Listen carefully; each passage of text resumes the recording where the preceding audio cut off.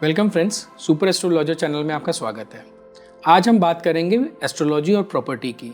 हमारे साथ हैं आज एक्सपर्ट एस्ट्रोलॉजर श्री श्याम सुंदर जी। सर, आपका बहुत बहुत स्वागत है।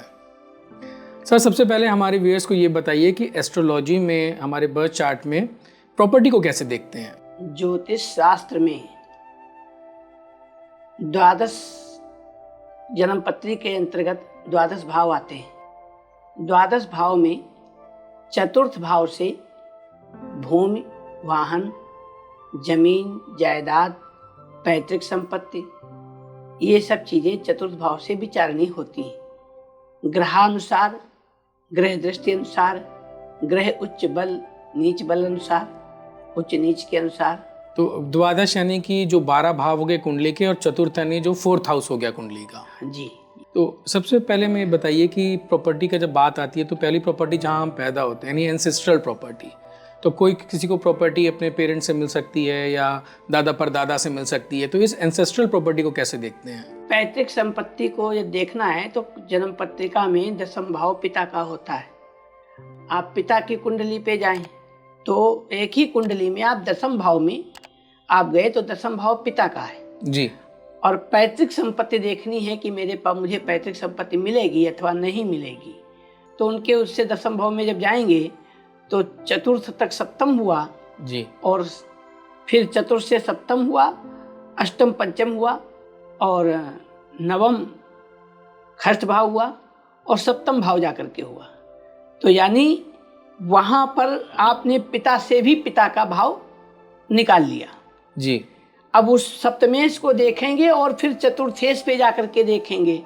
इससे पता लग जाता है ग्रह के अनुसार कि ये इसको पैतृक संपत्ति का लाभ है अथवा नहीं है। जी।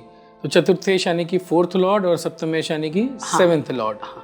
लोग ये भी जानना चाहते हैं कि जो उनका घर होगा अगर वो खुद से लेते हैं, बनाते हैं, तो अपने धन से बनाएंगे या लोन लेके बनाएंगे। लोन लेंगे तो क्या लोन को चुका सकते हैं, क्योंकि लोन बहुत बड़े बड़े होते हैं।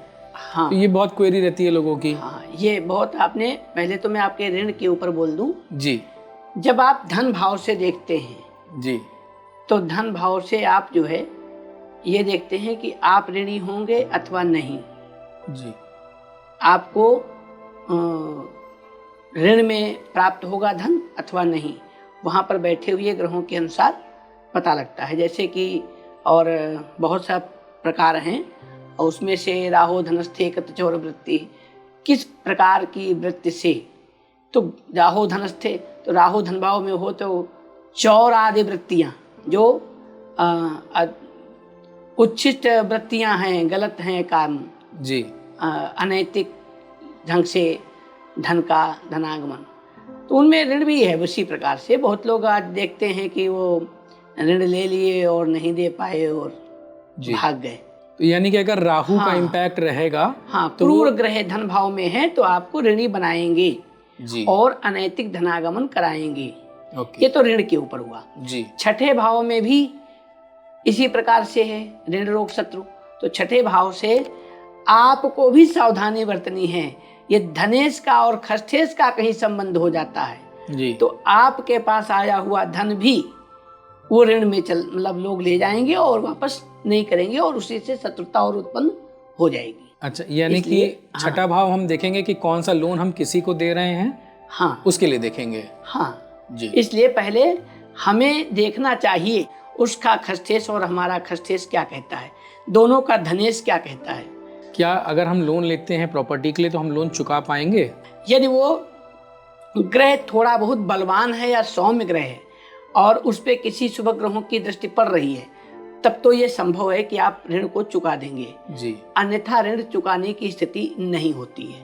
अपनी कमाई से जी, या स्वयं से अर्जित जी, उसमें भाग्य भाव, तृतीय भाव और लाभ भाव पर जी, यदि शुभ ग्रहों की स्थिति है जी, और वहाँ के भावेश प्रबल हैं, बलाबल में श्रेष्ठ हैं, उत्तम हैं, तो निश्चित ही करके उस व्यक्ति को अपने भुजाओं से अर्जित धन भी प्राप्त होता है और सारे सुख ऐश्वर्य, वाहन, भूमि, जमीन, जायदाद सब कुछ प्राप्त होता है और वो अपने भुजाओं से अर्जित ही ढंग से जो है मकान आदि बना पाता है। ये लोग ये भी जानना चाहेंगे कि अगर उन्होंने मान लीजिए कोई लोन में दिक्कत है जी। या लगता है कि लोन नहीं चुका सकते, तो क्या वो घर नहीं बना सकते हैं या उसका कोई और रेमेडियल ऑप्शन है उनके पास, कोई उपाय कर सकते हैं वो? विकल्प कभी भी नष्ट नहीं होता जी और मकान की, घर की आवश्यकता सभी को है।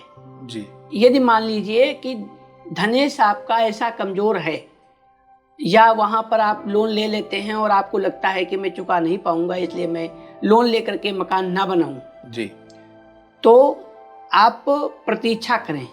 उसमें फिर आप ये देखें कि आपका चतुर्थेश पुनः देखें जाके, चतुर्थ भाव से इष्ट मित्रों का भी, धर्म भाव को भी देखें, चतुर्थेश और धर्म भाव के यानी भाग्येश का और चतुर्थेश का और तृतीयेश का, तीनों ग्रहों पर से देखें।